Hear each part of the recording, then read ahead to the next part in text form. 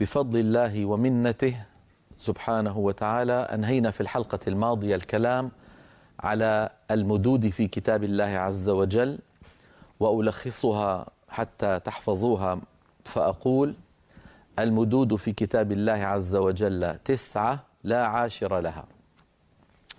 المد الطبيعي، وهو الذي لا تقوم ذات الحرف إلا به ولا يتوقف على سبب، مثاله يا موسى نوحيها، ومقداره 2 والحركة هي الفترة الزمنية اللازمة للنطق بحرف متحرك، كقولك ق أو ب أو تا، أي حرف متحرك، فتحة أو ضمة أو كسرة. مقدار زمن النطق هذا نضربه ب2 فيكون معنا المد الطبيعي. قا، هذا مقداره قاقا، نفس الطول.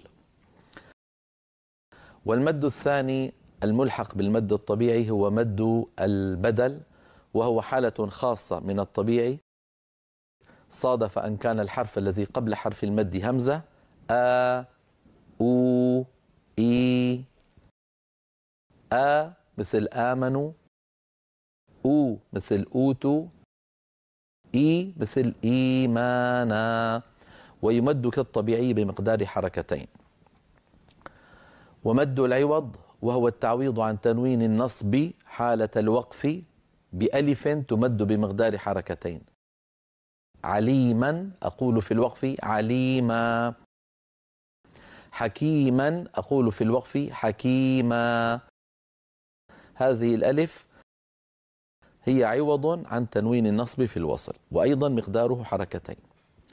الصلة الصغرى هي صلة هاء الضمير للمفرد الغائب المذكر بواو لفظية إن كانت الهاء مضمومة، وبياء لفظية إن كانت الهاء مكسورة، بشرط أن تقع الهاء بين متحركين، نحو قوله تعالى: إنه على رجعه لقادر، فأشبعنا ضمة إنه وأشبعنا كسرة رجعه، إلى أن صار هناك حرف مد منطوق ومقدار الصلة الصغرى 2، وتكون في الوصل دون الوقف. إذا وقفنا نقول إنه رجعه. هذه المدود 3 البدل والعوض والصلة الصغرى ملحقة بالمد الطبيعي.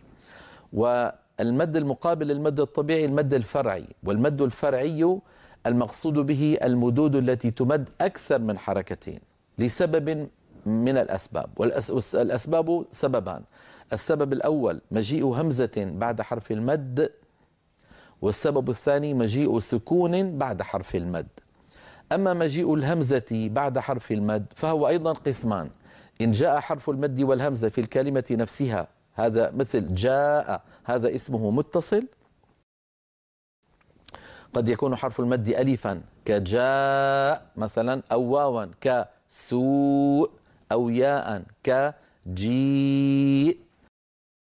هذا المد المتصل يمد برواية حفص عن عاصم 4 حركات أو 5 حركات، 4 حركات أو 5 حركات. فإن جاء حرف المد آخر الكلمة الأولى وهمزة القطع في أول الكلمة التي تليها، نحو قوله تعالى: يا أيها، قوا أنفسكم، وفي أنفسكم، فإن جاء الأمر كذلك هذا سمي مدا متصلا، ويعامل برواية حفص عن عاصم من طريق الشاطبية كالمتصل تماما. يعني إن مددنا المتصل 4 نمد المنفصل 4، وإن مددنا المتصل 5 نمد المنفصل 5. المتصل والمنفصل إما كلاهما 5 ب5 أو 4 ب4. هذا بالنسبة للمد الفرعي الذي سببه همزة. ويلحق بالمد المنفصل مد الصلة الكبرى، وهو كالصلة الصغرى، يعني هاء ضمير وقعت بين متحركين لكن صادف أن كان الحرف الذي بعدها همزة قطع، نحو قوله تعالى: يحسب أن ما له أخلده، ما له أخلده، فنمده بمقدار المنفصل، يعني 4 حركات أو 5 حركات، واسمه صلة كبرى. هذه هي المدود الفرعية 3 التي لها علاقة بالهمزة: المتصل، المنفصل، الصلة الكبرى. نأتي إلى المجموعة الثالثة والأخيرة، وهي المد الفرعي الذي سببه السكون، وهو أن يأتي بعد حرف المد حرف ساكن سكونا أصليا. هذا النوع الأول اسمه المد اللازم. المد اللازم إذن هو أن يأتي حرف المد وبعده حرف ساكن سكونا أصليا، ونعني بالسكون الأصلي أن يكون ساكنا في الوصل وفي الوقف، مثل ألف ولا الضالين. الألف من الحاقة، الواو من نون، الياء من ياسين. وهو قسمان: كلمي إن وقع في كلمة قرآنية، وحرفي إن وقع في حرف من الحروف المقطعة التي ابتدأ الله عز وجل بها بعض السور، وشرحت هذا باستفاضة في وقته. اللازم بفروعه الأربعة يمد بمقدار 6 حركات. اللازم بكل أنواعه يمد بمقدار 6 حركات، يعني 3 أضعاف المد الطبيعي، 3 أضعاف المد الطبيعي. هذا المد اللازم. فإن كان السكون الذي بعد حرف المد ليس أصليا بل عارضا، يعني أن نقول هو أن يأتي حرف المد وبعده حرف ساكن سكونا عارضا، بدل ما نقول سكون أصلي بنقول سكون عارض، هذا اسمه المد العارض للسكون. نحو الرحمن، في الوصل هي الرحمن، فلما وقفنا سكنت النون. مثلا نستعين، هي في الوقف نستعين، فلما وقفنا صارت النون ساكنة، فنشأ هذا المد اسمه العارض للسكون. قد يكون في الألف أو في الواو مثل تعملون، أو في الياء مثل نستعين. هذا المد العارض للسكون يمد جوازا. جوازا يعني افعل ما شئت، هي معنى جوازا. 2 أو 4 أو 6. 2 يعني كالطبيعي بل هو طبيعي، 4 ضعف الطبيعي، 6 3 أضعاف الطبيعي. المد التاسع والأخير هو مد اللين، وتكلمنا عنه في الحلقة الماضية. هو أن يأتي حرف اللين وبعده حرف ساكن سكونا عارضا، مثل الصيف.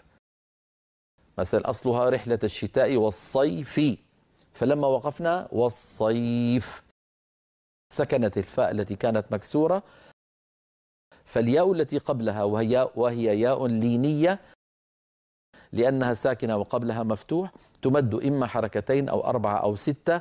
وأعود فأقول لابد أن ندخل في الحسبان زمن الحرف المفتوح.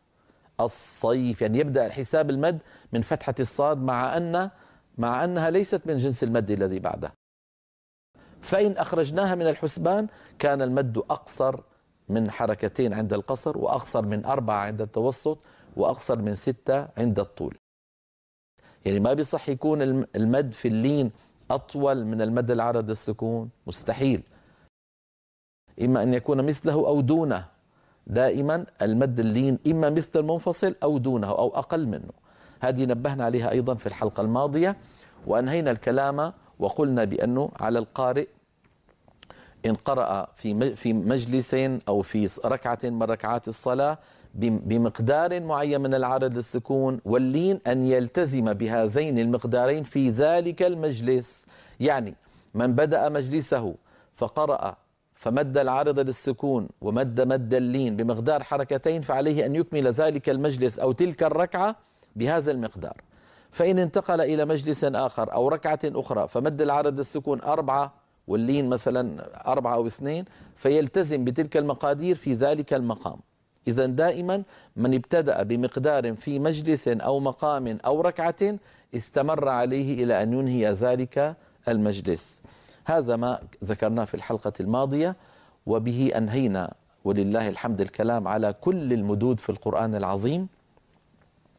وقلنا بأن ما نجده في بعض كتب التجويد من غير هذه ال9 ليست بأنواع للمدود، وإنما هي ألقاب، كما يقولون مثلا مد الحجز ومد التبيين ومد التمكين، أسماء عديدة كلها عبارة عن ألقاب ليست أنواعا للمد.